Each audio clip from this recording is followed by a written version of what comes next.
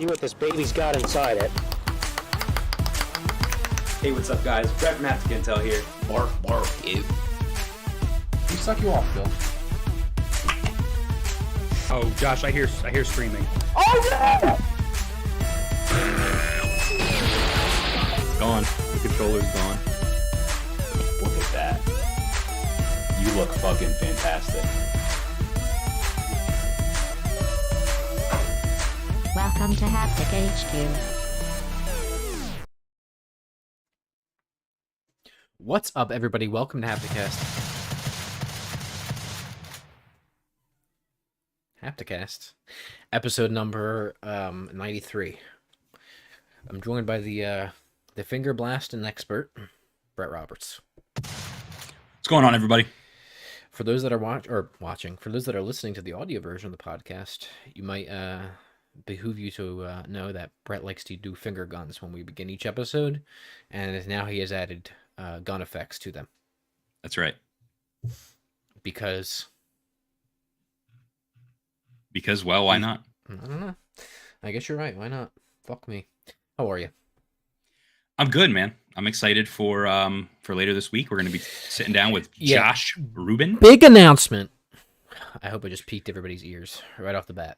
Tell Your them again. forehead got really bright from when you leaned forward like that. Yeah. Tell Right. them. Go ahead, tell them again. So For those of you that don't know. This Friday, we are going to be interviewing award-winning actor, writer, and director Josh Rubin of Werewolves Within, Scare Me, Wounded Fawn, and Blood Relatives fame. He's going to be on Hapticast. We're going to do a full podcast with him. It's going to be a great time. I'm really excited to sit down and talk some horror movies with him, and we might be able to squeeze some game talk out of him as well. So if you're interested in horror movies, if you're interested in writing, if you're interested in directing or acting, might be a really good podcast to listen to. So stay tuned. We're interviewing him on Friday, and it's going to release next Tuesday. Correct. Which means we probably won't be live next Tuesday. No. Gives us a little week off. Yep. Quote unquote. Gives you guys something a little different. Also, I would assume after the Game Awards, things will be quiet for the remainder of the year. Yeah. For the remainder of the year in video games. Unless anything happens with this Microsoft Activision crap, which continues to fester, which we haven't talked about in weeks, but continues to have like major developments. Pretty tired of hearing about it. When something is definite, I think is when we'll talk about it next, because otherwise I have nothing else to say about it. Yeah, that's fine. I'm on the same page as you. I don't really want to talk about that anymore. So yeah, I'm pretty sick of it. And we're not journalists, so we don't have to talk about it, and you can eat my butt. So yep. All right, topic rundown for you, Brett. Well, first of all, actually, before I do that, make sure you are subscribed on YouTube. Make sure you're following us on Twitch. You follow us on social medias. All links can be found in the description of audio, YouTube feeds, etc. If you're not following us, you're bad, and we don't like you, so do that. All right. Yep. We are going to be doing our media consumption update, although it might be a little bit lighter this week because some of the stuff, as we're watching kind of to prep ourselves for this Josh Rubin interview, we are going to hold off on talking about it until we have the man himself here to discuss those things. Yes. And then this week, we're hopping right into it. We're hopping right into it. As the title suggests, we're talking about the Game Awards. This is acting as a Game Awards preview. We're giving you all the skinny on the rumors and the leaks from the Game Awards coming up with any major announcements. And then also... Nice. Thanks. And also, we're going to give our predictions for the winners for the Game Awards, and then also, just like we've done in the past, discussed who we think is probably actually going to win, whether we agree with it or not. And then that's right. And then that'll be it for this week. So it's a kind of one or two topic week, although it's really the same thing. Yeah, but here's the thing though, the Game Awards stuff usually, when we cover Game Awards, it usually goes over. So the fact that we're making it our sole discussion point for today, I think it's going to equate to somewhere around the same as usual. No, yeah, that's fine. It's a big topic. And then also, of course, I don't think, correct me if I'm wrong, I don't think we're... now, we got an email today from Jeffy Jeff. Yes. In our inbox email. Confirming again that since we're such good friends with him, that we are co-streamers this year. Right. However, I don't think we're going to be co-streaming. Am I correct? I don't think we are. Okay. Because you can't, so I'm not probably going to do it. I can't. You're more than welcome to, if you want to. If you want to bring, old friend of the show on, well, current friend of the show, old guest on with you, you can. Or I also think it's fine if we just do a wrap up. Yeah. We're prepping for the Josh Rubin stuff. Apparently the Game Awards are supposed to be shorter this year, which is good, which we'll talk about. But It could be a great Game Awards, and we're not going to live stream it. It could. But I'm kind of done with the Game Awards after last year, to be honest with you. We do a lot of production for it. We have in the past. And graphics and video packages. Yeah, and then we get fucked. So and with what Josh copyright means claims is and copyright claims. Yeah. I really don't want to deal with it. And that's it. So Okay. Well, all right. What are you playing, watching, doing, Brent? so as you said, a lot of Josh Rubin stuff as I'm prepping for this interview we're going to do on Friday. That's going to be releasing next Tuesday. So I did watch Wounded Fawn, his newest project, that he is the lead in. Correct. I'll say this: I loved it. Great movie, great film. If you want to know my thoughts before the Josh Rubin interview, follow me on Letterboxd at Brett Robb. I am on there. Same, but I'm not at Brett Robb. Yeah, you'll find him on there. All we do is like each other's stuff, so you'll find Josh on mine probably. Yeah, and vice versa. Also, the links are in the fucking description. So the links are in the description. I also watched his second directorial film, Werewolves Within, which is probably his biggest commercial film. I would probably say. Yeah, I've never finished the whole thing. Yeah, it's a decent little flick. It's charming. It's cute. I don't know why I'm talking about it now. I liked it a lot. Way better than the video game franchise by Ubisoft. The one game franchise. So yeah, I haven't really watched anything else besides that in terms of movies, TV shows. I'm watching Chainsaw Man. Still. So I'm watching the English dub. I'm a couple episodes behind the Japanese version, so I'm not caught up all the way with everyone else that watches the sub. Listen, man. Well, let me ask you, did you catch up? Yes. Okay, so here's what I'm going to tell you right now. The show slaps, dude. It fucking does, dude. I mean, what else could you want? The main motivation is just boobs. And I can't tell you anything else other than it fucking slaps. It slaps so hard. So I texted you about. Wait, did I text you about episodes 5 and 6? I did. Episode 5. You texted me about episode 5. You've texted me prior to episode 6 being on our streaming service. Right, but I told you I was like, "Yo, this is really. I like what they're doing here right now." Yeah. So they do this whole story where they're trapped in this hotel on this one floor in the eighth hotel, floor, right? On the 8th floor, and I didn't expect it to go there. I don't know. The show wasn't very deep in terms of like little episode long scenarios like that. Mm-hmm. And then we got into one, and I was like, oh, okay. And now the gang is stuck in this hotel. They got to figure out a way out, and I was really, really digging it. Yeah. Hell yeah, brother. So happy to finish episode 7 when it drops finally in English. Mm-hmm.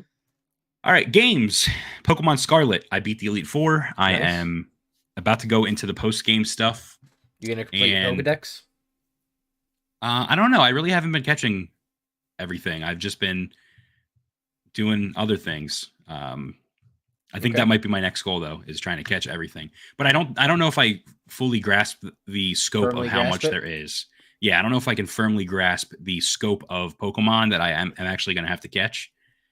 Okay. I think I'm going to wait until the Pokemon, what is it called now? Pokemon Home. Mm-hmm. That support is coming in early next year, and you'll be able to just transfer Pokemon to the game from Bless you. Josh is about to sneeze. He looks like he's going to explode. Okay. And he's breathing out of his mouth now. You all right? Sorry. Yeah. I almost just fucking vomited everywhere. Oh. Okay. Continue. Yeah, rather than go around catching Psyducks and fucking, Pokemon that are just in every other game, I'm just going to transfer all them bitches from... I already have them, just in a different game. And then all I'll have to do is get the new guys, right? Which there's not that many of anyway. Right. So. And then you and I have been playing a little bit of Gundam Evolution. Yeah, man, we have. Pretty fun. Yeah, it's all right. When you win, it's very fun. When you lose, it's very bad. Listen, it's Overwatch with Gundams. Yeah. It's not as polished, obviously, as Overwatch is, but it's fine.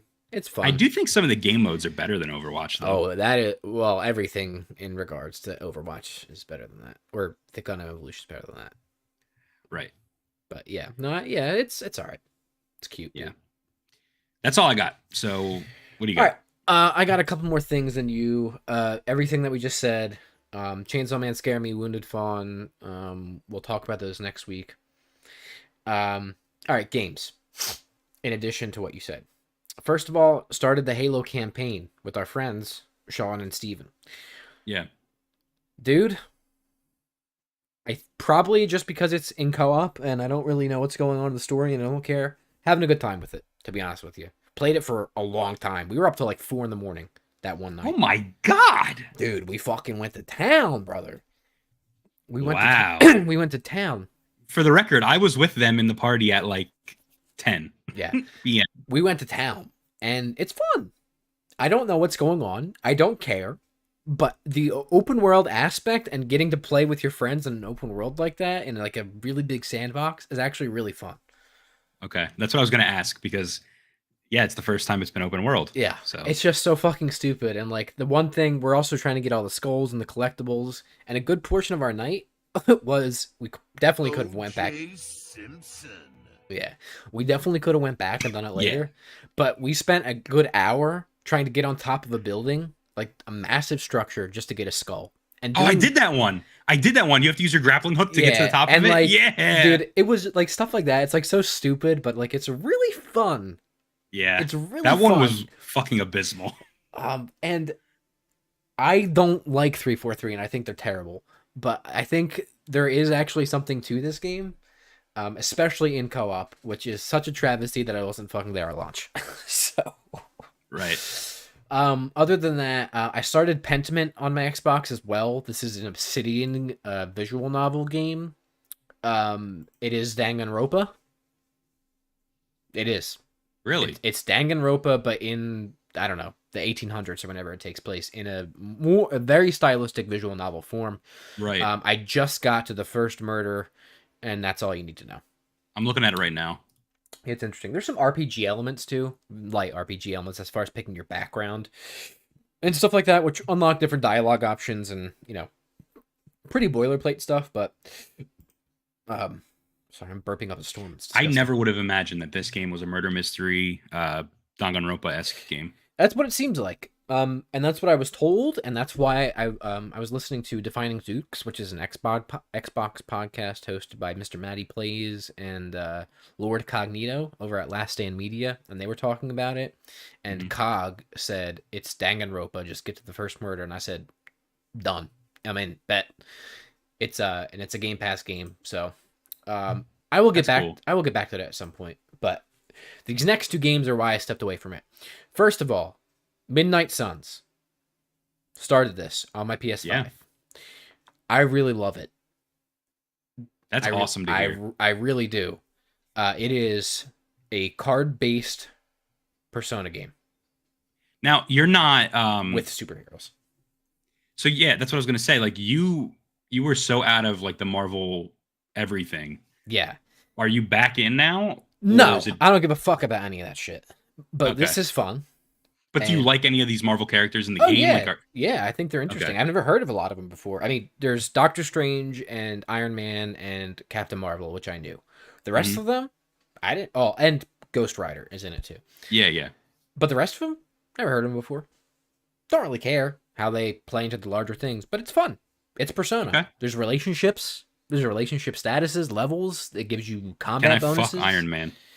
I don't know. I don't know if you can do that with anybody yet, but I'm trying. Okay. The interesting thing about Midnight Suns is it's making me motion sick. Explain that. What do you mean? So not in combat, because that's like, a tactics-based type thing with the cards. But there's a hub world that you go back to facilitate these relationships and do stuff around the grounds. It's called the Abbey, and it's your home basically, and that's where you go to talk to characters and stuff like that. But you can run around. It's free camera. You can run around like an RPG. And there are part of the issue is that the frame rate is not 100% locked, so it's variable. But the other part of it is there's like really bad camera bob and shake. And I think those two things combined are giving me motion sickness when I look at it. Whoa, that's really weird. And on console, there's no sliders for any of that except Yeah. except to reduce how fast the camera goes, the sensitivity. Interesting. So I actually tweeted at the official Midnight Suns account because I'm not the only person having this issue. Other people are having the issue also on PC, but PC there's more options, obviously. Right. I'm not the only one. So I might actually have to put it down for a little bit because it makes me physically ill to play. That's really interesting, actually. Who would have thought? Such a weird thing to mess you up. I know, and the first few hours it was fine, but it's more linear based and when it really started opening up, kind of last night when I was playing it, I was like, oh god, I'm like unwell right now. And the only reason I even know what motion sickness really feels like is because of VR. Yeah, because you don't get it normally, like in the car Yeah. or Nothing Yeah. else gives it to me except that, or like watching. Sometimes like IMAX domed theaters have given it to me in the past at like exhibits and stuff, but I don't know. Interesting. So what up, Christian in the chat? And then last but not least, and then we'll move on to the Game Awards stuff. Callisto Protocol, I beat it and platinumed it. I truthfully, I think the game is beautiful. I think it is the highest level of visual fidelity I've ever seen in a video game. I think 70% of the time it runs well. I think there are interesting elements to the story. And I think that is all I have nice to say about it. See you around. Bye-bye. It's one of the worst video games I've played in my entire life. Gameplay That's really fucking hard to hear, man. Gameplay is king. The combat for this game is the most abysmal thing I've played in my life. And my biggest complaint, and I had the same issue with Final Fantasy VII. I have a controller right here. Is when a video game, you have a controller in your hand and you're playing it, and a video game goes, "Hey, let me take that from you real quick." No, nice, dude. And it's just like, "Hey, Wait. It's like, hey, let me take that from you real quick." Oh, whoa, Thanks. oh, wait, all right, got it. And it puts loading screens in front of you, doors that you have to open, hallways you have to shimmy through. Doesn't let you run, when it's loading something or when there's a specific area. I fucking hate it. And this game is full of it, and it's for loading. I get that. Don't do it. So you know how our friend Dan is like very much against these like very narrative driven PlayStation games like Last of Us and God of War and stuff like that. I feel like he thinks that those games are what you're describing, but they're not. Those do it well. I just platinumed God of War. Right. I have one complaint about God of War, and it has nothing to do with anything that I just described. Right. But I feel like that's what they think those games are. Like they take the controller out of your hand, you're watching a movie. Right. But I think that's what the Callisto Protocol really kind of is, right? It's beautiful, it looks great, but there's so many moments that I'm hearing where it straight up takes the controller out of your hand and you just are watching things kind of happen around you. And when you do get to play, it's awful. I'm not even talking about cutscenes. I'd rather watch a cutscene and it load behind the cutscene or something. I'd literally rather you give me a loading screen actually than putting me through these corridors that I know are loading, taking 20 seconds to open a fucking door, taking 15 seconds to shimmy through this fucking hallway. Like, just don't do it. And then when you finally get to do it, the combat is so infuriating. The worst dodge system I've seen in my life. It's mapped to the stick that you move your character with. Mm-hmm. Who came up with that idea? It's garbage. There's no option to change that? No. Why? Haven't we agreed that you map dodge to a button? It's like, haven't we agreed that the camera goes to the right stick? Haven't we agreed that A is the end? Like, there's all these things that modern video games have agreed on that we play video games as now. And you trying to change the formula, especially to such a ridiculous control on a controller when I'm moving my fucking character is terrible. Right, and you can't use like, oh, it was built on PC like as an excuse because the game runs like shit on PC. This game was optimized for consoles, right? It does. So the console controls should be like 100% good. Right. And it's just so infuriating, man. And the checkpoint system is broken. It'll put you back so far, and there's a lot of upgrade stuff that you do that, like, if you die after you upgrade, you have to go back and redo the upgrades because it didn't save. Collectibles don't track. Like, checkpoints don't track. Like, it's just a fucking mess, man. It really is. Christian in the chat said, didn't Callisto come out like 2 days ago? Last week. Yeah. It's very short. I beat it. I platinumed it in 12 hours. Okay. And then he said, speaking of ridiculous control schemes on a controller, Gundam Evolution, I had to remap the fuck out of it. Oh, yeah, we did too. So did we. Yeah. Yeah. So I don't have anything really nice to say about Callisto, so that's all I'm going to say. All right. What else? That's it. That's all I have. All right. Well, then I think it's time that we talk about the Game Awards, Josh. If you wouldn't mind, can you please roll the intro so we can start the show? Yeah. Thanks.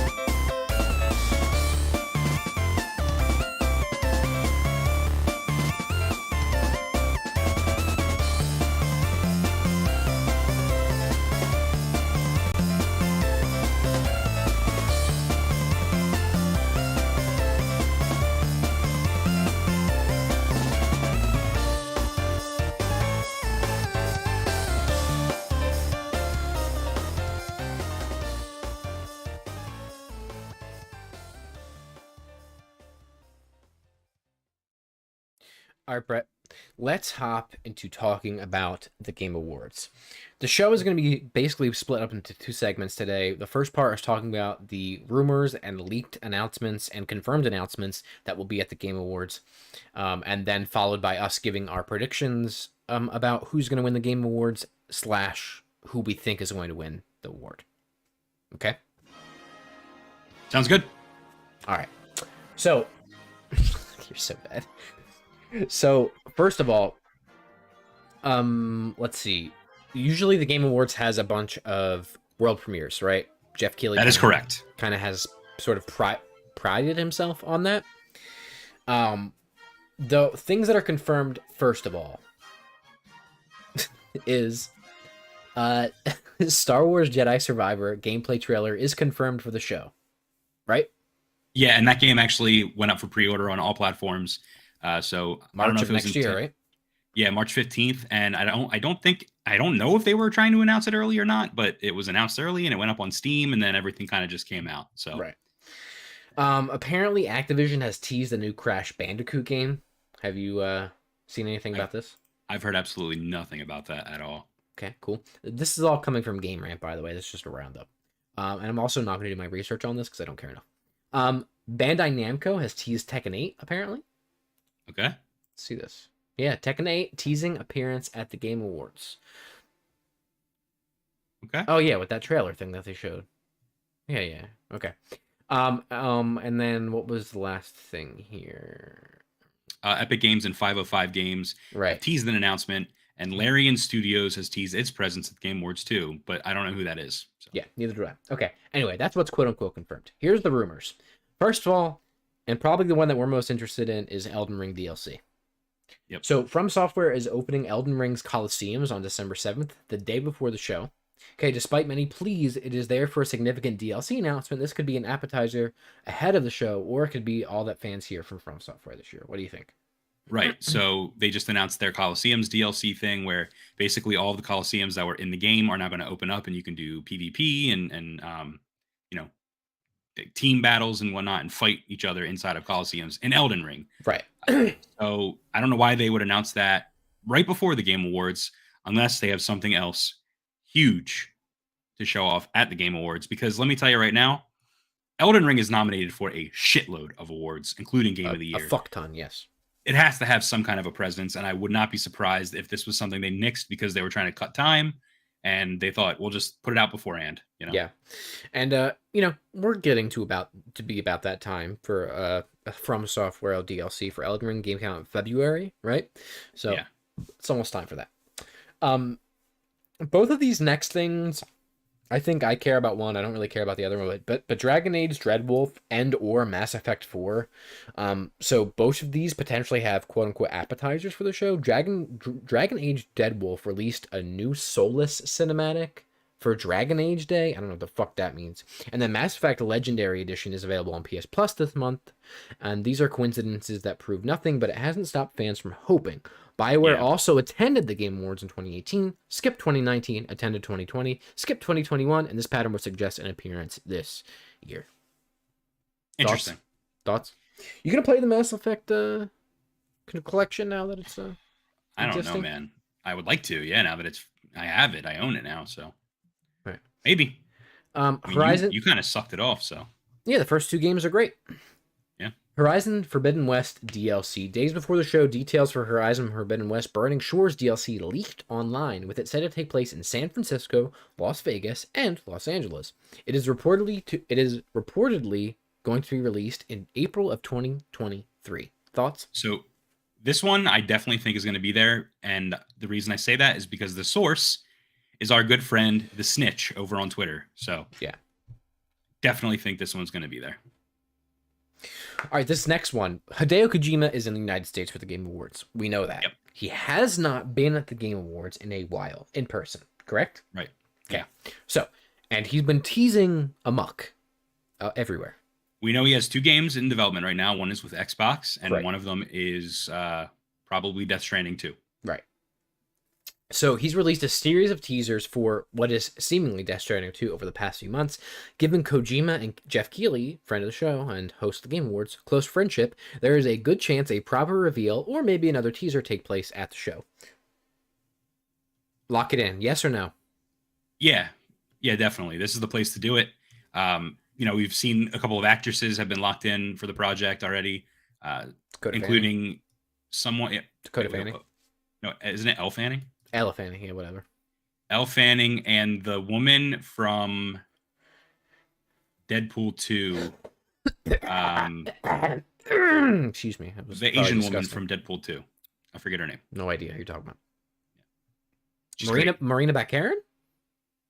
She's not Asian. No. No. She played that ninja character in Deadpool 2. I don't remember what her name was, but she like flirts with him. I don't remember, dude. Whatever. Diablo 4. Insider Gaming has reported that Diablo 4 will be at the Game Awards, with this potentially supported by a document leak in August. Thoughts? We're gonna get a beta. Wow. You're going big, huh? Yeah, there's gonna be a beta. You playing Diablo 4? Yeah. Okay. I'm gonna get deep into Diablo 4. I'm gonna sink my teeth in. The thing is, Josh, I think you and I are big Diablo fans. We just haven't been in the ethos of Diablo when it was like relevant. We got into Diablo 3 a little bit when it was already kind of gone and dead. I think that this is the perfect time for us to get into it. And I think this is a game that we're going to like sink a lot of time into personally. You and I are big fans of Gauntlet and Gauntlet Legacy. Minecraft Dungeons was even really good. So I feel like Diablo 4 is going to be like what we're looking to scratch that itch. And I think we're going to really indig it. I almost just said, we're going to really indig it. Indeed. I just ate a piece of ice that tasted like shite. Okay. Well, what does that say about the water you're drinking, my man? Final Fantasy 16 producer Yoshi P is confirmed to be at the show, with this announcement coming shortly after Final Fantasy 16's potential release date leak online. Thoughts? Yeah, I think that they're probably gonna be there, and they're gonna announce the date. I think that the game that the Snitch was like teasing a couple weeks ago or a couple days ago on Twitter, with that weird. Remember, we thought it was either Final Fantasy or it was like a Kingdom Hearts type of thing. Yeah.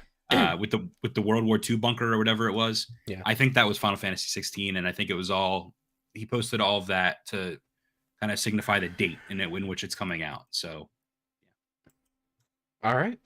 Metal Gear Solid 5 remake. Earlier this month, a rumor emerged that Metal Gear Solid 5 is getting a PS5 exclusive remake. The announcement is said to quote-unquote come soon, which would seemingly suggest its presence here. I don't think it's a remake. I think it's a port, and I don't think this is happening. So, I've been hearing about this a lot lately. More specifically, there was a big recent leak that said it's coming soon, way sooner than everyone thinks. I don't know if this is something that they would show off at the Game Awards because it's a Kojima thing, but he's obviously no longer a part of Konami. He's no longer a part of Metal Gear. I don't know. okay. Also, hold on. There's a typo here. It's not a Metal Gear Solid 5 remake. It's a Metal Gear Solid remake for PS5. Sorry. Game Rant fucked up. I caught that myself and I was like, wait, that's not right. Gotcha. So yeah, people are saying, there's going to be a Blue Point remake of Metal Gear Solid. I almost just said 5. Metal Gear Solid. Maybe. I don't know. But I don't think this is the place to do it because Kojima's going to be here. He's going to have such a big presence. Jeff is really good friends with Kojima. Is this the place to do that? Right. Fair. In his face, Fair. There are a couple of other things that I know there's been some circulation, and Jeff has said some of it is fake, some of it who knows. But I think there's a couple other things that make sense to be there. I think Hogwarts Legacy probably. What do you think about that? Yes or no? I think we're so close to that coming out, and I think everyone that's seen it has seen everything that they need to see. I would be surprised if it's there, especially if the show is going to be shorter than usual. Yeah. Dead Space remake. I think they're going to be. We just got 18 minutes of gameplay from IGN. Yeah, I think we're done with Dead Space until that comes out as well. Okay. Or until later next year. Okay. Redfall from Xbox. That game's still cooking. Okay. Returnal for a PC port. Yeah, that might happen, and it could be like a release date. Okay. Forspoken. I love how you're just taking what I say and you're like, "Yep." I'm rapid firing. You're commenting. Forspoken again. That game got delayed. I think that it's cooking right now. They're just trying to finish that thing. Okay. Turok. All right, that's not even a real thing. You're looking at this fake graphic here with all these fake games. I know. Now I'm going off the deep end. Turok is not real. Yes, it is. It's a real game, but this isn't not a remake or a new title. Honey Gamer in the chat, what's up? He says they say Elden Ring Goaty. Probably. Wow. Maybe. Yeah, we'll see. maybe. We're about to hop in that in a minute. Yeah. All right. Anything else that you have to say about rumors or speculation or anything before we hop into the going through who we think is going to win? I hope that the rumor that the Game Awards is shorter is true. I think Jeff said it himself, though, so it's not much of a rumor. No ads. Oh, there's going to be ads. The whole thing is going to be an ad. No ads. I just hope there's a lot of cool reveals, and there's also I want there to be more like incentives for watching and like giveaways and like you can play a demo right now on your PlayStation or like that kind of shit, like the drops. I want that. There is a giveaway through the Game Awards. If you watch it on Steam, you're entered to win a Steam Deck, and they're giving one away every minute, which is pretty big. Ooh, I want a Steam Deck. Yes. Even though I have one literally right over here right now, but I want another one. That's right. All right. Let's hop into it proper, Brett. So here's what we're going to do.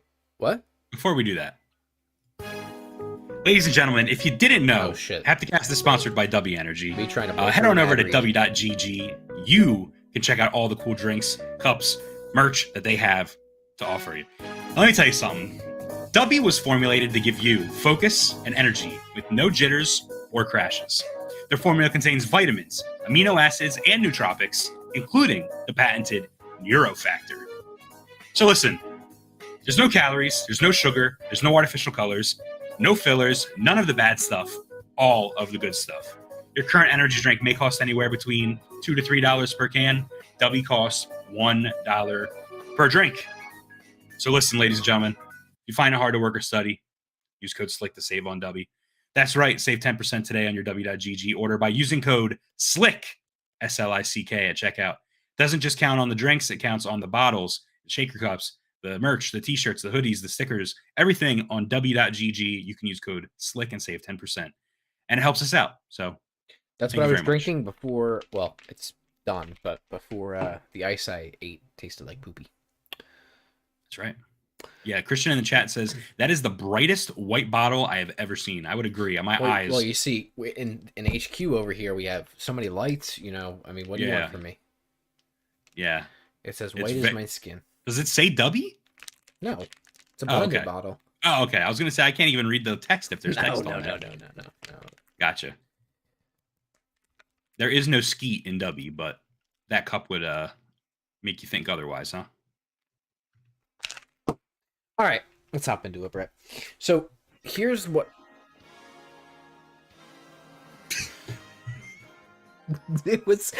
I'm sure everybody else can hear it fine, but it was so faint in my ears. I was like, oh, "What was that?" I turned it down actually. Thought I was 'cause- having a stroke. Yeah. All right. Well, we're done with that. Oh, speaking of, so I have a Christmas tree up in my house now. Oh wow, you do. A lot of people do. That's cool. Yeah, I know. But there is ornaments on the Christmas tree that have little music boxes inside of them. Yeah. And I was sitting in my home last night, and I heard this little. And one of them opened up, I heard some of this little twinkling music going off. Is what and I it would sounded like describe it this. as. Hold on, listen closely.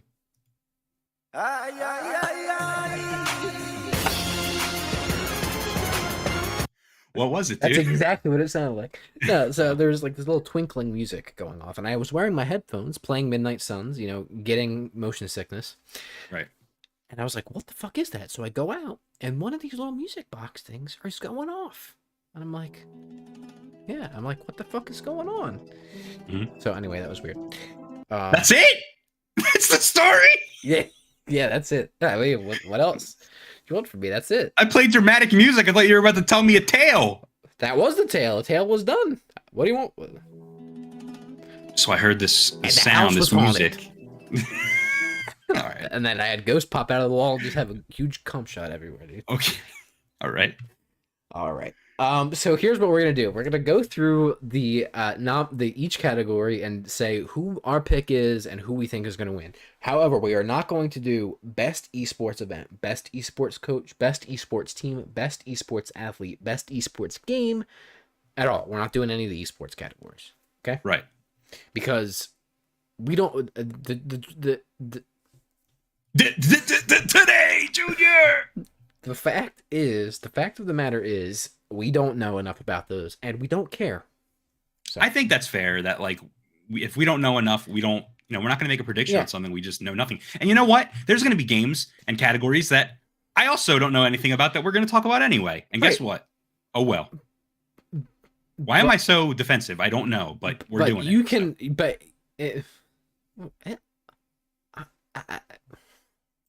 most anticipated game. This is where we're starting. Also, Wait, give hold on. Most anticipated game. Where is that on this list? most here? anticipated game. And Christian's in the chat here is. There's a lot of words here. Damn yo, Tails, Sonic, joke, Jeff. The Tail joke is Sonic, that joke Jeff. some of those hella fast too in between trailers and shit. Jeff is just like, yeah, this show. Yeah, that is true. I hope they get rid of or they. Oh, dude, I need to go away.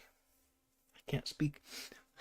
I hope they give some awards actual time on stage, and other ones not, unlike they've done in the years past.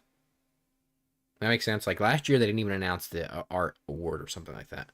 Right. So. Right. I don't like that. Yeah. I'm also recovering from being ill, Christian, so.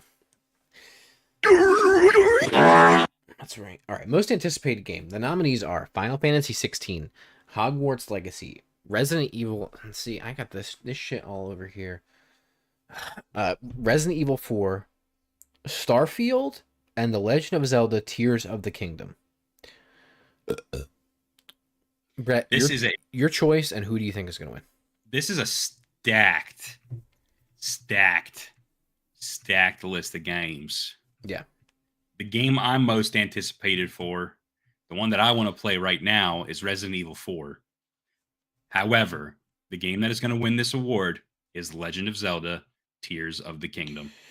Brett, I got to tell you, I fully concur with your choices. Resident Evil 4 is my choice for most anticipated game. Now, that being said, I'm looking forward to all of the games on this list except for Hogwarts Legacy. But I also think you're right. Legend of Zelda: Tears of the Kingdom will win. I think that actually a close second might be Hogwarts Legacy, but, we'll see. Not my choice. Just telling you like it is. Okay. Okay. How do I get to the next category here? You click next category. Where is that? At the top, right there in front of my face. Okay. Actually, you should do previous. Okay, I gotta do previous category. Right. Best adaptation. So the nominees are Arcane, League of Legends, Cyberpunk Edge Runners, The Cuphead Show, Sonic the Hedgehog, and Uncharted. Brett, I gotta tell you, my choice is Cyberpunk, and I think Cyberpunk's gonna win. Thoughts? Josh, my choice, if I were the one giving this award away, it would go to Cyberpunk Edge Runners. However, I believe Arcane League of Legends is going to steal this award. Steal! I've heard good things about Arcane. I can see So that. Christian also says in the chat, the answer here is Sonic or Cyberpunk. Do you see Sonic winning at all? No. Okay. Best debut indie game. Good category. Neon White, Norco, Stray, Tunic, and Vampire Survivors. Okay. This one's tough. Do you want to go or do you want me to go? We can go back and forth, so you can go first. But I do want to say here, Christian says Arcane is a terrible adaptation, but because it's better than the actual game. That's fair. Agree. All right, you go first. So is Cyberpunk. So that is accurate. That is true. There's that. Okay, so this is a tough category, Josh. Best debut indie. This one is tough primarily because Neon White is a game that came out and it was like a sleeper hit. Has a lot of fans, a lot of people buzzing about it, a lot of people talking about it. And you know what? It's a cool game. It's unique. It's stylish. It's dope. Stray is a game that has just exceededly, it has gone so viral. It is beyond the gamer sphere. And like normies know that this is the game with the cat, right? Yeah. That makes it a huge contender here. And I'm tempted to say that this could be the one to win it all because of that. Now, Tunic is another one that I've heard a lot about, but I'm going to tell you right now, I heard more about Tunic when it was on the festival circuit doing conventions and people were playing the demo than I did when it actually came out. When it finally came out, it was already dead. I haven't heard many people talking about it. So Tunic, I'm sorry. Your game's probably awesome, a little Zelda-like game. However, we got Link's Awakening, dude, and we don't need you anymore. Vampire Survivors. My personal choice, I'm going to say that now, for the game that I think should win this category of Best Debut Indie. What a phenomenal game. Again, since August now, this has been the #1 game on Steam because of the Steam Deck. Deservedly so. So the three, I think, and Norco I haven't played, and I honestly have never heard about it ever in my life. So Neon White, Stray, and Vampire Survivors are the big three here. I'm going to tell you right now, Vampire Survivors is my choice. I think Neon White's going to win this one. What? That's my gut. Wow. All right. My personal choice also is Vampire Survivors, and I think given... Yo, Ant in the chat says, Tunic is fire, Vampire Survivors will probably snag it. I hope Vampire Survivors wins. However, I agree with you, and knowing the voting body of this, which 10% is a fan vote, but a lot of it are gaming outlet people, and they're all normies, and none of them play video games, and all of them actually hate video games and video gamers. It's going to be Stray. I can see that happening. And I'm sorry. I apologize for the Tunic fans out there. Don't mean to shit on you. But listen, we got Link's Awakening. Tunic is great. Tunic is cool, but it was cool, and then it took too long to come out, and other games did the same thing. I'm sorry, but Tunic also has the Game Pass effect. That is true. It is on Game Pass.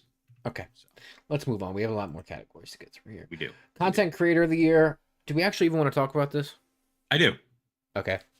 I think I don't care about this category. Sorry, I probably just broke Brett's ears. I don't care about this category. I would say Nibel because I'm biased, but I also don't know if I would call Nibel a content creator. But anyway, go ahead. Yeah. So I was in a thread earlier on Reddit, and everyone was kind of shitting all over all the entries, and they were like, I only know one person here, and all the rest I've never heard of in my life. And I was like, all right, you need to put some goddamn respect on Nibel's name right now, okay? Because I don't think people realize what this man did. Nibel, he posted gaming news and gaming deals on Twitter the second it happened. I'm not talking like he reviewed like we do and put up a podcast. This is a guy who, he was strictly a Twitter account. And anytime any news would break, he would be the first person to post it. If you were looking for any updates on like a new announcement, he had it. He did it for free, and he did it for years. Unfortunately, he has since retired because it's a thankless job, and he never got the credit where credit was due. And I'm going to say Nibel should win, and motherfucker, he's not gonna, and that's annoying, but he So should. who is? I think Ludwig is going to win. Christian says QT Cinderella deserves it the most. Thoughts?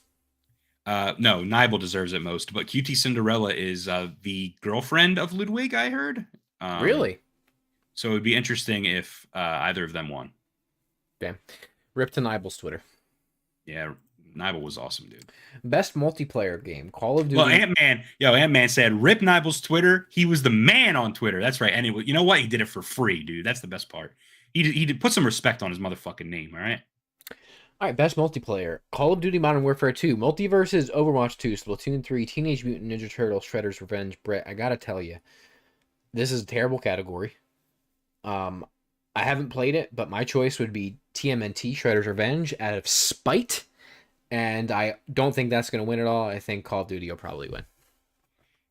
Yeah, I'm with you. I have played 3 of these games. So I've played Multiversus, Overwatch 2, and TMNT, Shredder's Revenge. And my pick would be Shredder's Revenge because it's just like the most original and fun out of all of these games here. Overwatch 2 shouldn't be getting any awards in the state that it's in the state that it released in. And Multiversus, quite frankly, is just a game that exists. So Call of Duty has had a rough launch too, apparently. Yeah.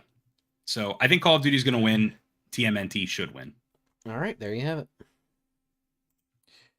All right, best sports/racing game. Do we have to talk about this category? To be honest with you, dude, I know nothing about any of these except Ali Ali. So Oh yeah, I hope it goes to Ali Ali. Yeah, I mean it's probably the most creative game here on this list. So. Yeah. I see Christian says Gundam Evolution did Overwatch free to play better than Overwatch. LOL. Yeah. Yeah. Also, Gran Turismo 7 I know had a really rocky start too, like a rocky launch. I forget why exactly, but anyway, let's move on. There's more categories that we can have a better conversation with. Best sim strategy. This is also a category that we don't know a ton about, so I don't know how much you want to talk about it, but the nominees are Dune Spice Wars, Mario Rabbids Sparks of Hope, Total War Warhammer 3, 2 Points Campus, and Victoria 3. Yeah, I don't want to talk about this at all, except I didn't know Dune Spice Wars was out, which is interesting. And I saw that Mario Rabbids Sparks of Hope was on sale, and if you bought it on sale, you got a free copy of the original Mario Rabbids 2 digitally. So that game must not be doing too great if they're doing deals like that. So yeah, I also did hear good things about 2 Point Campus, so that could win. They make a lot of those 2 point games, and they're all pretty okay. Yeah. Christian says Mario is walking away with this easy peasy. Yeah. All right. Best family game, Brett. Kirby and the Forgotten Land, Lego Star Wars, The Skywalker Saga, Mario Rabbids, Sparks of Hope, Nintendo Switch Sports, and Splatoon 3. What do you got for me? You want me to go? Yeah. I've only played 2 games on this list. Okay. I'm going to do the thing. Those being? I've played Lego Star Wars and I played Nintendo Switch Sports very briefly with you. Yeah. I don't know who's going to win this one because Nintendo has 4 games nominated, so yeah, Nintendo's going to win this one. I think Kirby is probably the best, based on what I've seen reception-wise. Kirby is probably the best game on this list. Yeah. So that one probably will win. I personally would pick Nintendo Switch Sports because I just think it's really cool and it brings me back to the times when we would play Wii Sports. Yeah. Are we wrapping up? Is it over? No, I just wanted to hit that real quick. Okay. Yeah, I tend to agree with you. I definitely think Kirby and the Forgotten Land is probably the best game on this list. But since I spent the most time with it and I enjoyed it and I think it's good, I think Nintendo Switch Sports would be my pick. Yeah. Okay. Best fighting game: DNF Duel, JoJo's Bizarre Adventure, All-Star Battle R, The King of Fighters 15, Multiverses, and Sifu. Sifu getting a lot of flack for being on this list. I understand why. However, it's the most non-traditional, so that's what I'm going to pick. I also have a feeling that it's also going to win. So What do you Yeah, think? I haven't played Sifu yet, but I'm gonna pick Sifu. I think Sifu's gonna win, and I also want it to win because it is the most different game here. It's redefining what a fighting game is. Because just because it's a fighting game doesn't mean it needs to be a traditional, 1v1 fighter, right? Sure. It certainly has fighting in it. So, you know what? Let's break some boundaries here. Let's do it. Sifu. You think that's gonna win too, or is that just Yeah. your choice? Okay. Hell yeah. All right. All right, here we go. Get into the big categories now. Best RPG: Elden Ring, Live Alive, Pokemon Legends Arceus, Triangle Strategy, and Xenoblade Chronicles 3. Brett, what do you got for me? I've only played Elden Ring and Pokemon Legends Arceus, but I'm going to tell you right now, this is going to Elden Ring by a landslide. No ifs, ands, or buts. That's it. I agree. That's my choice. That's what's going to win. And if anything else on this list wins over that, it's wrong. Now, Live Alive is a really interesting game, and I did want to play it. I just didn't get around to it. But I don't think a 2.5D remake of a Super Nintendo game from Japan is going to beat Elden Ring here. So, Correct. that's me. I agree. We'll talk more about Elden Ring as we get to the game of the year conversation. All right. Best action adventure game, another big category, Brett. Plague Tale Requiem, God of War Ragnarok, Horizon Forbidden West, Stray, and Tunic. I think that this is God of War Ragnarok's category, and I also think it's going to win. My choice, and it's going to win. If not, I could see Plague Tale or Horizon winning this. Best action adventure game for the best action adventure game combining combat with traversal and puzzle solving. Did God of War truly have great traversal and puzzle solving? No. Actually, now that you've read that, Horizon. Although Tunic's whole premise is the whole game is a puzzle. Right.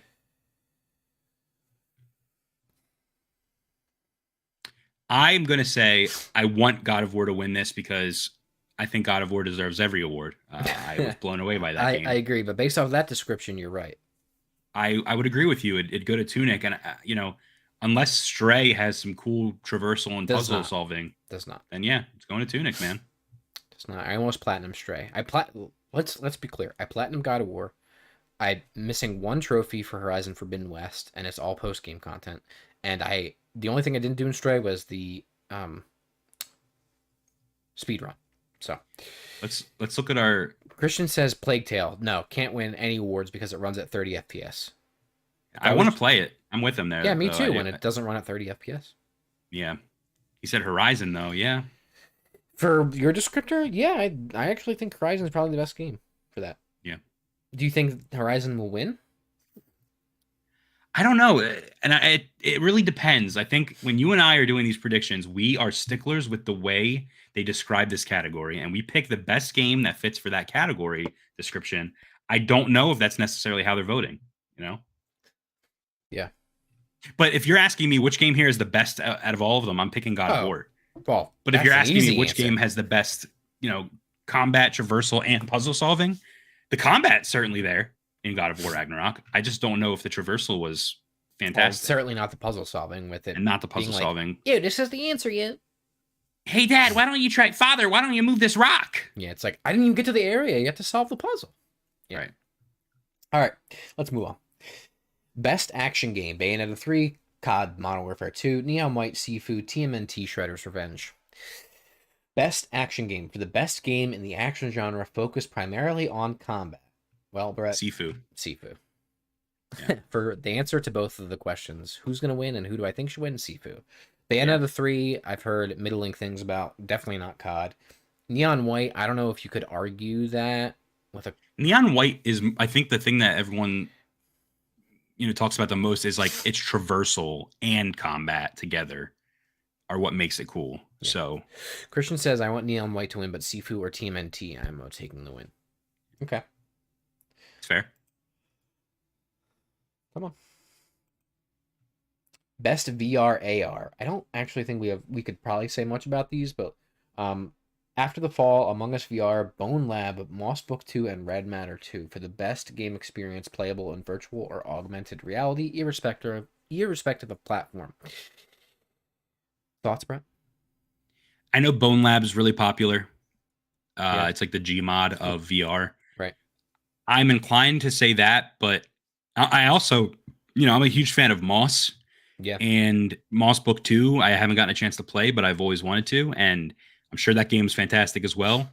But I think I'd be a dumb idiot to not choose Among Us VR as the game that's going to win here. Really? Oh, Christian literally just agreed with you in the chat. Yeah. Because of normies? Oh, 1,000,000%. Yeah. All right. Well, and just it's spread too. Like that is Among Us is huge. Yeah. Well, so I'll just assimilate your opinion into my own because I don't have much else to add. That's fair. Innovation and accessibility. As Dusk Falls, God of War, Ragnarok, Return to Monkey Island, The Last of Us Part 1, and The Quarry. Brett, I think I would pick The Last of Us Part 1, and I think that's what's going to win as well. I have no opinion. I don't have any accessibility needs. I don't really, mess around with these features that often. I know that Sony first-party games are kind of the king at adding accessibility features, so I would not be surprised if it was God of War or The Last of Us. Yeah, I feel like God of War had even less, though, than Last of Us Part 2, and that came out way before it, so... Yeah, Last of Us Part 2 went nuts, but this is Last of Us Part 1. Right, but it added many of the same. Okay, I never played it, so I wouldn't know. Yeah. I never played this version of the game, I should say. Ant says, Last of Us, in the chat says, Last of Us because of how hard Naughty Dog goes with accessibility. That's true. Yeah. Sony first party, man. They really slap.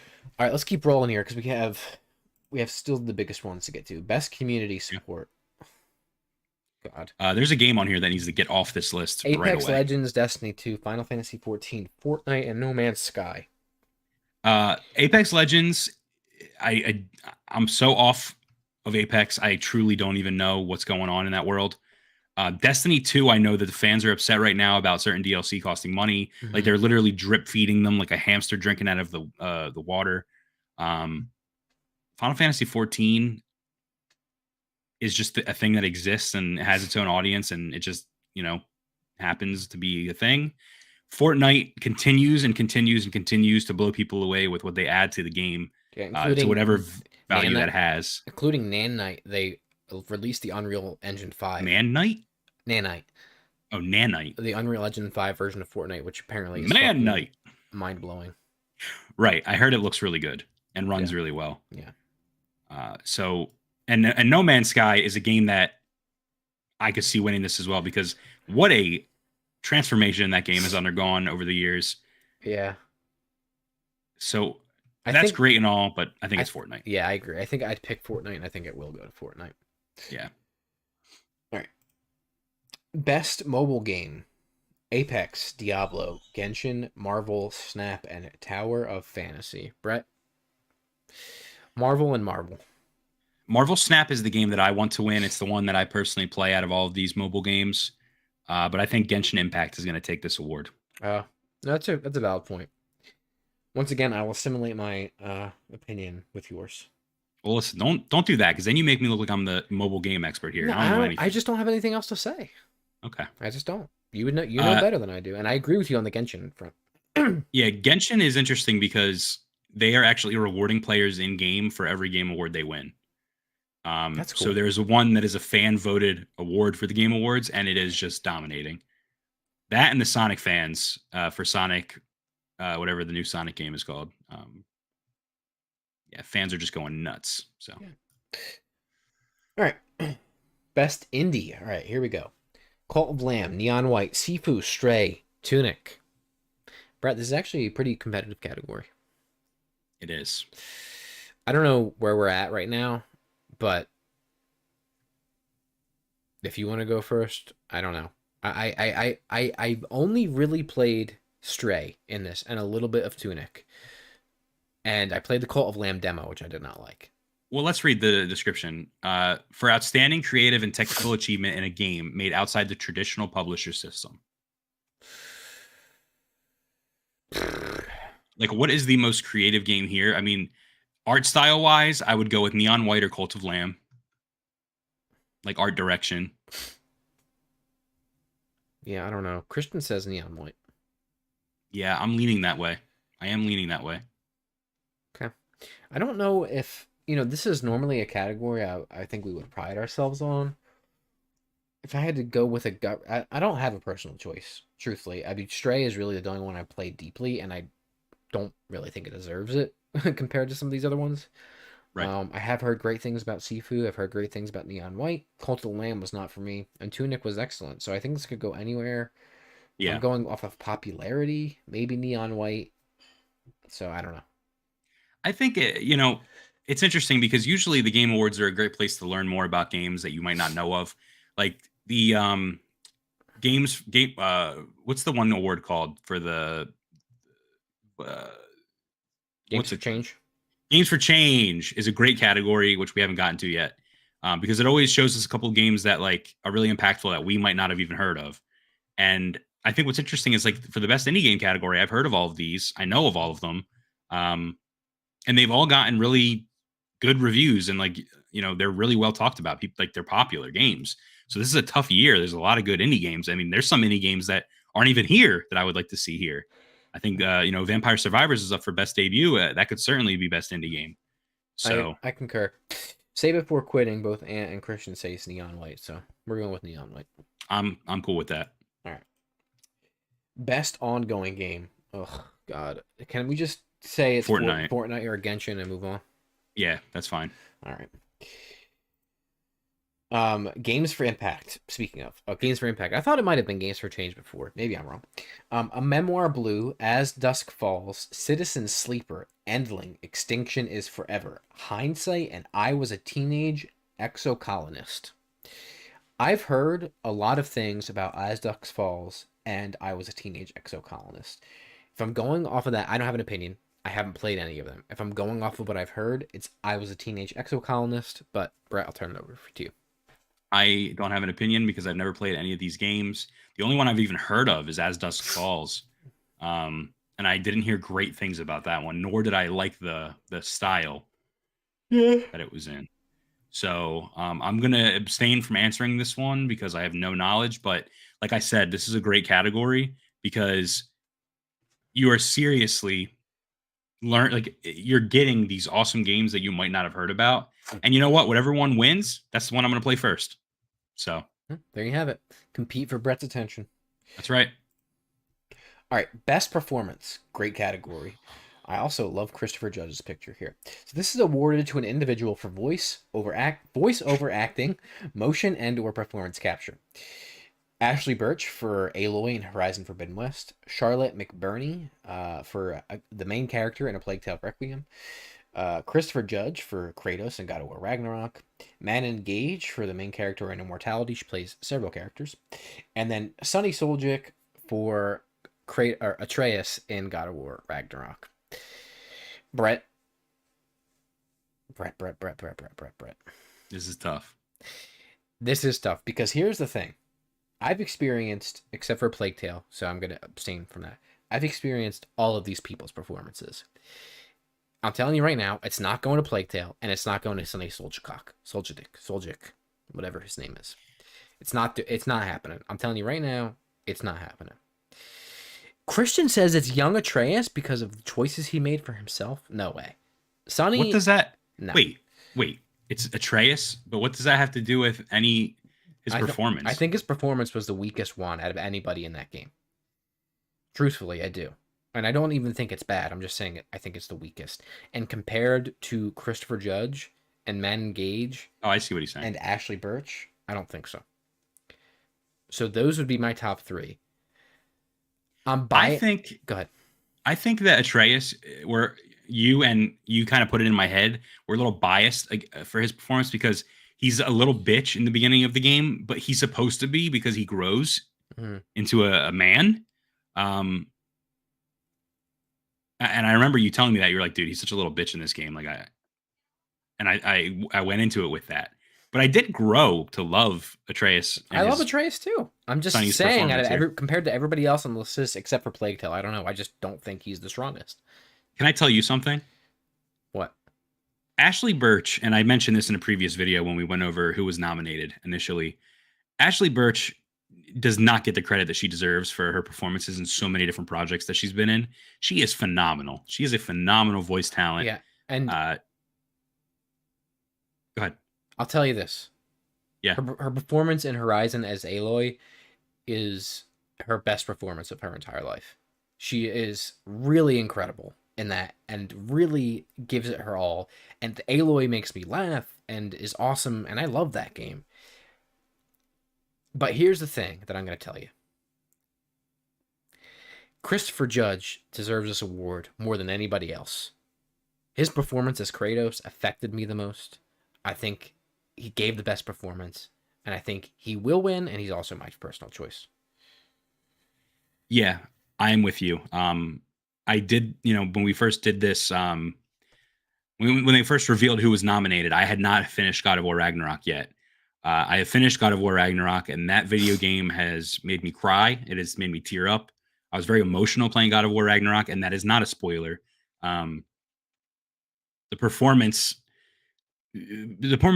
between Sonny and Christopher Judge were great, and their dynamic is fucking fantastic. But Christopher Judge puts on such a great performance as this character. He really understands this character. He understands who this character used to be, even though he did not voice Kratos originally. He understands who Kratos is now. I think that he just is such a breath of fresh air for this character and what the character needed in order to be who Kratos is now.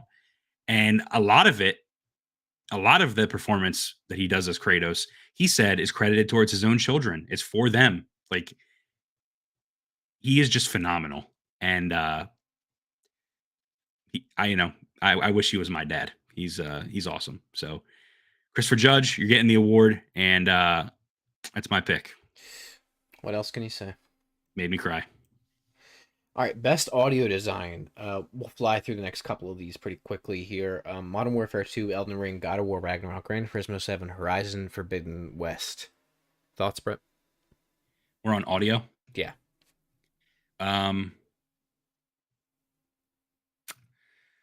Recognizing the best in-game audio and sound design. It's like, do you count? Yeah, but do you count like the score? No. That's a separate category. Yeah, I don't know. I think Elden Ring. That's where I'm leaning. I think God of War and Horizons are great. Christian says Gran Turismo will take it for cargo room noises, but I think as far as I thought about that, the audio, as far as knowing exactly what's going on in the world and how it fully immerses you, I think it's Elden Ring, and I think that's what should win, but we'll see who actually wins. I don't know. I could see it going to Gran Turismo for reasons that Christian just stated. So. Yeah, I even play like all these Sony first party games like Horizon and God of War with the Sony 3D Pulse headphones with the 3D on and all. And I got to tell you, I wasn't that impressed with God of War in terms of audio design. Now, the score is one thing. If we're talking the score, well, we're going to in a minute. Then that's a tough one. Yeah. But yeah, I don't think God of War or Horizon necessarily had great audio design. Okay. So yeah, give it to Elden Ring. Got it. Best score music. Here we go. This is so fucking hard. No, this is so easy. You have Plague Tale, Elden Ring, God of War, Metal Hellsinger, Xenoblade Chronicles 3.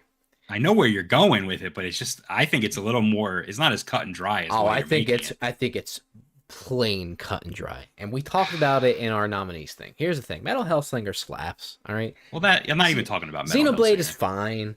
Plague Tale is awesome. Sure. I haven't heard any of the music from Plague Tale. Here's the thing.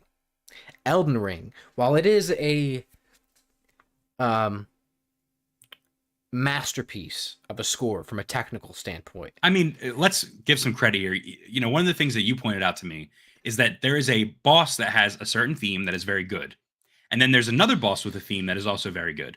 And there's a part in the game where you play and you fight against both of those bosses at the same time. And they organize and compose those tracks in a way that they can play at the same time and complement each other. And that is chef's kiss. It absolutely is. But I'm telling you right now, my man, I'm telling you right now, I'm not listening to any of these other soundtracks right now on Spotify constantly. Right. Okay. You know what I am listening to is God of War. You know what? Come on. Come on. I have nothing else to tell you other than God of War is my pick, and it better fucking win because Bear McCreary poured his heart and soul into that soundtrack, and it's fucking incredible. Read the description. Outstanding music, inclusive of score, original song, and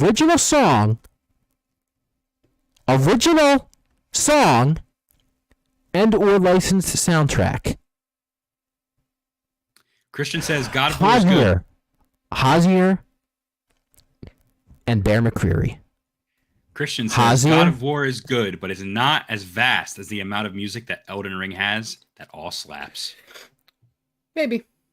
But I'm here to tell you, I platinum both, and I'm telling you it's God of War. So Yeah, I'm with you. Bear McCreary is king. I have nothing else to say on the matter. I will not be taking any questions. Do you have anything else to add, Brett? No. Okay. Best art direction: Elden Ring, God of War, Ragnarok, Horizon Forbidden West, Scorn, Stray for outstanding creative and/or technical achievement in artistic design and animation. Brett. This is a tough one No, it's not. because Stray has built a awesome world and universe. Art direction's awesome. Scorn is unlike anything we've ever seen before. Despite what the game actually is and plays like, Scorn is an art director's dream game, right? Horizon Forbidden West, I did not play enough of it to really have an opinion, but there was nothing in that I was like, damn, that's really cool artistic thing that they did there. God of War Ragnarok, I'm thinking about the set pieces. I'm thinking about the attention to detail that my man's tooth was knocked out and it was literally there if you could look later. Attention to detail like that. But then you got Elden Ring, which is a massive, massive open world game that has such an attention to detail as well. You know, the art direction is beautiful, but technical achievement. Elden Ring is not that. Elden Ring suffers here in that category.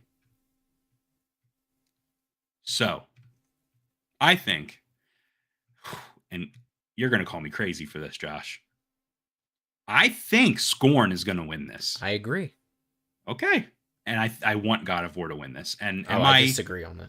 Am I recency biasing God of War? Yes. But here's what I'm going to tell you. I platinumed Elden Ring. I told you before and I'll tell you again. Just so all the haters in the comments will leave me alone. I platinumed Elden Ring. Platinum God of War. I almost platinumed Horizon. Literally one trophy.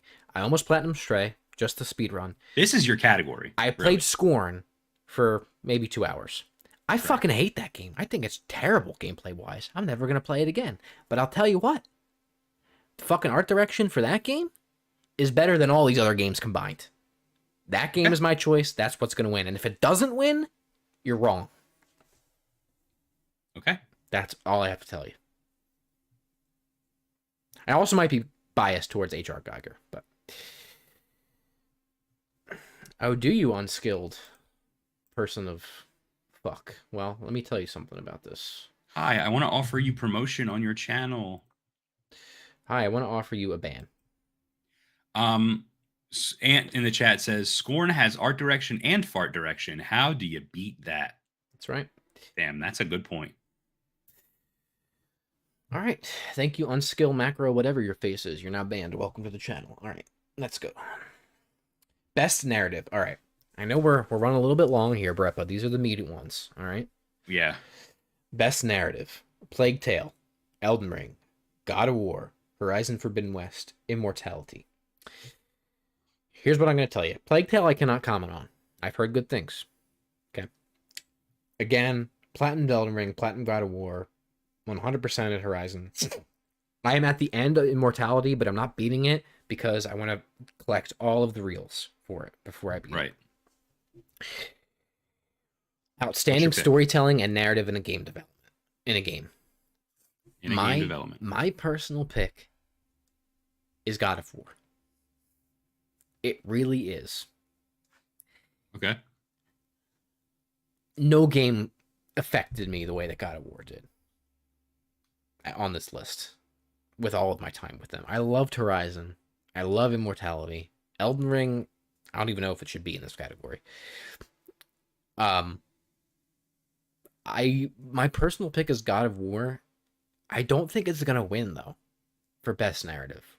I really don't, and I just have that sneaking suspicion, and I couldn't tell you out of the other ones that will win, but I have a sneaking suspicion it could actually be Plague Tale, which I think is a fucking absolute joke, by the way. Ah, okay, I see that. Anyway, that's all I really have for you. My choice is God of War. I think it's a toss-up who wins. I can see that being a steal there. I see what you're saying when you say Elden Ring shouldn't be nominated for this category, but I think it does do storytelling, but it does it in its own Dark Souls way where, you have to find out everything yourself. And, Yeah, but narrative and it does have a deep development- lore. I mean, the world they built, the but narrative, the world they they don't built. develop the narrative themselves, though. What does that have to do with anything? You have to find the narrative. Oh, I see what you mean. Yeah. He developed the narrative with George R. R. Martin and all, Right. but Yeah, whatever. I think that you're right. I mean, it could be a steal in terms of like a Plague Tale. I'm sorry, Horizon Forbidden West, this was a bad year for you, man. You're just going to get fucked in every category, I think. Just like it did last time with Zelda. Yeah, I forgot about that. That sucked. Oh, that sucked for them. Yeah. But I also don't think Horizon is... This is a separate conversation, but I don't think Horizon is... It's not as narratively strong as God of War. Or Last of Us. There's no way. And I love specifically Forbidden West's story. I think is really awesome. But it's not the best. So, honestly, yeah, I don't know. What's your choice? I mean, I want God of War to win. Mm-hmm. I want God of War. I agree with you that it could be Plague Tale or Elden Ring. I know you said Plague Tale, but I'm saying I agree with you. It could be Plague Tale, but I think Elden Ring could steal it too. Okay. Wacky third option is Immortality, which is could you great. imagine? It's very Dude, interesting. Immortality is up for so many awards, and I feel like nobody talks about it. It's a game that I saw one day and I told you about, and like we're the only ones that I know that have ever even talked about this game. Yeah. All right. Last two categories. Best Game Direction. Awarded for outstanding creative vision and innovation in game direction and design. Elden Ring, God of War, Horizon, Immortality, Stray. Josh? Brett? This one is going to Elden Ring. I agree. That's my personal choice, and I think that's who will win. Can I tell you why? Please do. Once again, I have pretty much platinum and 100% at all of these games. Okay? I think I know what I'm talking about right now. Okay? Love God of War. Get it, dude. Love God of War. Really do. Love Horizon. Truly do. Love Immortality. Very, very much do. Stray, I think, is fine. Tell you what Elden Ring has that the rest of these games don't. Trust in its player. Trust that their player is going to do... Am I wrong? That's great. Yeah, that was awesome. It trusts its player. As much as I love God of War, leave me alone. Let me play you. Do not play me. Horizon, leave me alone. Let me play you. Do not play me. Immortality, you don't even really play. Stray is a clunky mess at points. Elden Ring gets out of its own way and lets you experience it. And it takes you through its world in ways that are creative, that are directed from a design perspective, that don't get in your way. You're not inundated with menus and tutorials. And it is a game that is meticulously crafted that lets you play it and experience it. And the game leads you, it does not play you. You can do it however you want. Here's the world, go explore. And that takes meticulous crafting and direction and design. Wow. I could not have said it any better than that. I don't even know what to say to follow that up. I think God of War might have stood a chance if, and no ill will towards the director of God of War Ragnarok, but let's just say Cory Barlog was not at the helm this time, and Mhm. I think a lot of that game direction stuff, besides the narrative, was kind of already laid out with the previous God of War. Yeah. So yeah, I think this is going to Elden Ring. All right. And then last but certainly not least, Brett, Game of the Year. Game of the Year. Recognizing a game that delivers the absolute best experience across all creative and technical fields. The nominees are the same as the previous category, minus... Which is insane. Yeah, or with the addition of Xenoblade Chronicles 3, which doesn't even make sense to me. All these other games are nominated leading up to this with all this stuff. I know people love Xenoblade. Let's just get Xenoblade out of the way. Let's just get Stray out of the way. Those games aren't it. Yeah. It's not happening. I'm even going to argue that A Plague Tale Requiem is not it. The only 3 strong contenders here are Elden Ring, Ragnarok, and Forbidden West. I agree. And I want to play Plague Tale, don't get me wrong. But I'm not saying I don't. A game that runs at 30 FPS is not winning Game of the Year. Okay. I don't think that is what they're considering, but well, okay. I would be. Because that's a joke. Okay. Everything that we said for the last category, Brett, I think applies to this. But I'll let you go ahead first. It's your turn. Recognizing a game that delivers the absolute best experience across all creative and technical fields.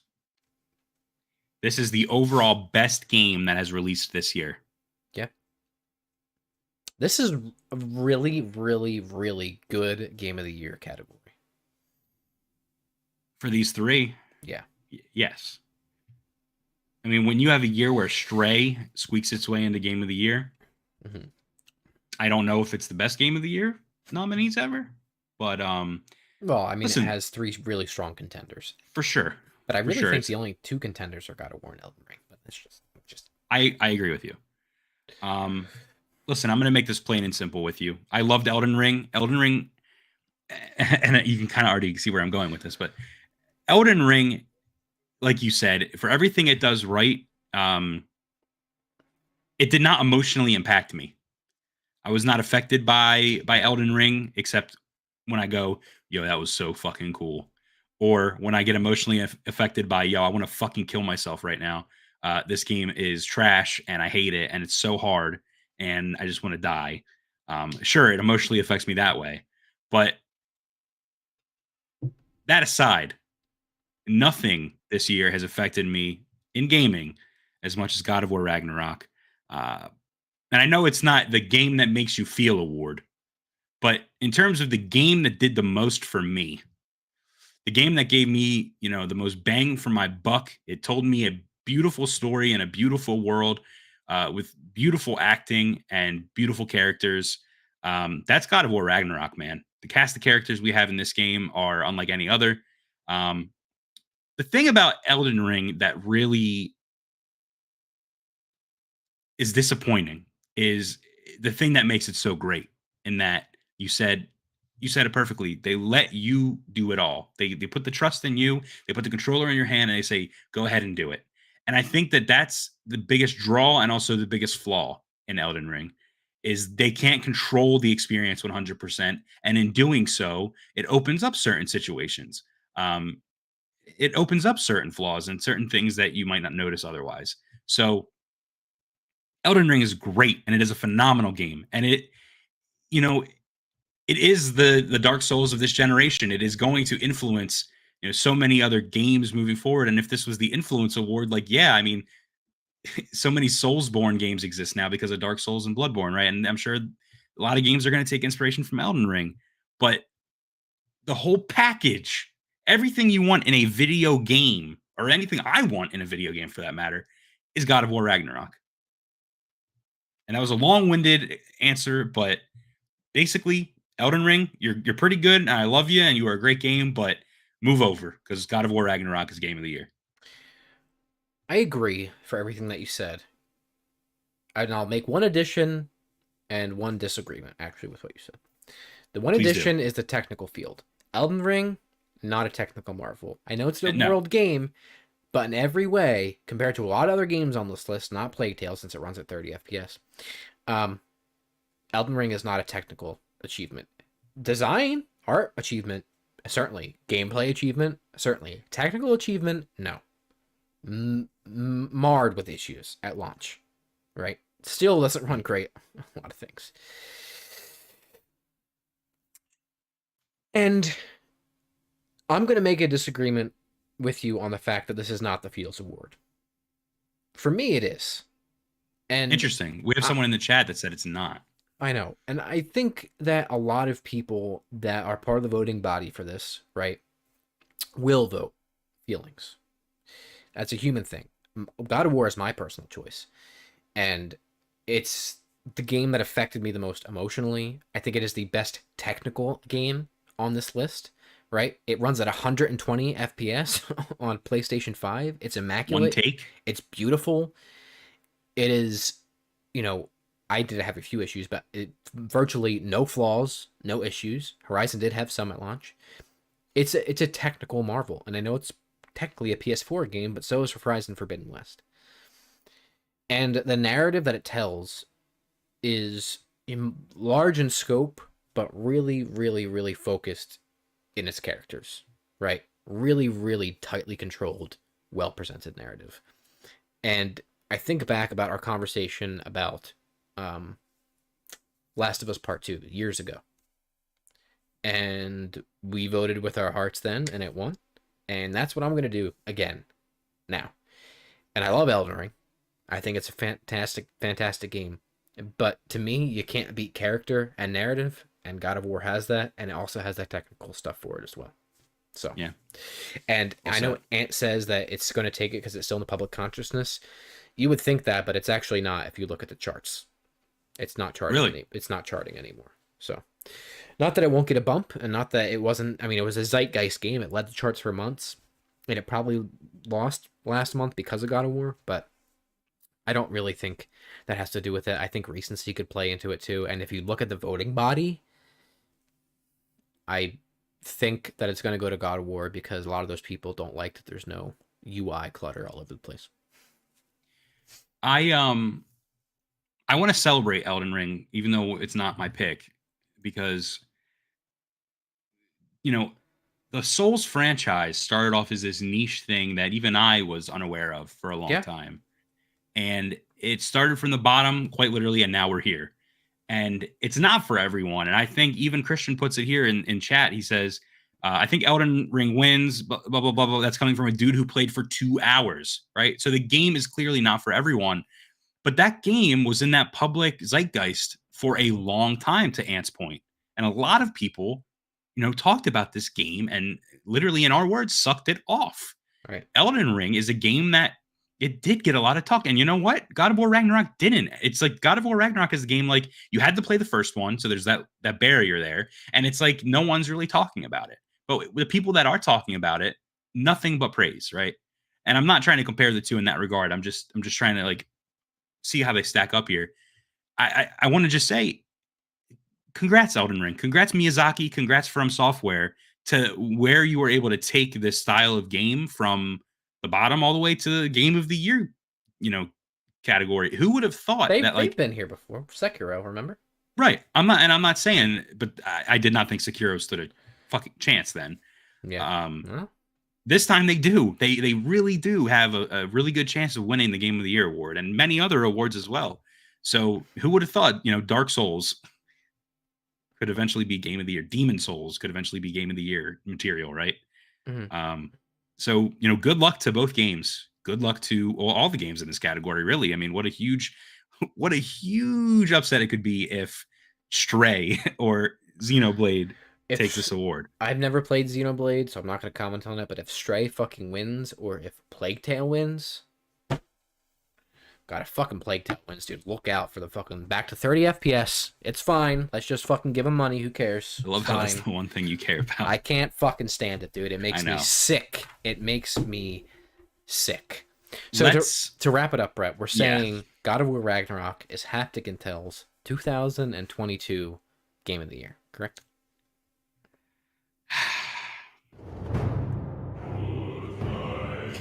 And the only thing you have to know is that my desktop background is literally the God of War logo. So there you go. Listen, are we biased a little bit? Sure. Do I give a fuck? Absolutely. It's our cup of tea. It's what we like. You know, if you're watching this, you probably are like-minded, and you probably, unless you watching us for the first time, you're probably like-minded and that you might agree with us. But I'm not saying any of those games are bad games. You Well, could certainly maybe I am. disagree with us. For sure. You don't have to agree. But you know, you have to see our point. And I know people like our friend Dan that are like, fuck all Sony first party narrative games. They all suck. They're all, you know, and he's like a true Elden Ring. Like that's the only game Dan plays are the Souls games. Yeah, but Dan didn't fucking platinum Elden Ring and spend 90 hours in it, did he? No. And I did, Right. and I platinumed both, and I'm telling you that God of War's better. So That's right. I also platinum Elden Ring. that's right, you did. There's that. All right. Discussion over. So I look forward to watching the Game Awards this Thursday night. Hopefully they're good. Hopefully they're not bad. And that's that. All right, Brett. We've had a long one here. What do you have to tell the people before we wrap up? So we're going to be interviewing award-winning actor, director, and writer Josh Rubin, most notably known for Werewolves Within, the horror film starring Sam Richardson. And I don't remember the female's name, but she is I have a big crush on her, dude. The AT&T woman. He's also in the movie, his directorial debut, Scare Me, with Aya Cash from The Boys. She played Stormfront. And I got to tell you, dude, she's also my crush. Yeah. She's awesome. Josh Rubin just only works with women that I'm like, you're my crush, dude. So anyway, Brett's horny on Maine right now, dude. We're going to be interviewing Josh Rubin. We're really excited for that. So look forward to that. That's on Friday. We're going to be posting that next Tuesday. So no podcast next Tuesday. Well, there is going to be a podcast next Tuesday, but it's going to be our episode with Josh Rubin talking horror, talking Werewolves Within, talking Scare Me, talking Blood Relatives, his newest projects, and all the cool stuff that he's done. So Wounded Fawn. So yeah, be excited for that. I'm excited for that. Yeah. And make sure you're obviously following and subscribing us on all platforms everywhere. We're everywhere, folks. Links are in the description. Yes. All right, Brett, that's it. That's all I got for you. Thanks for watching. Okay, goodbye.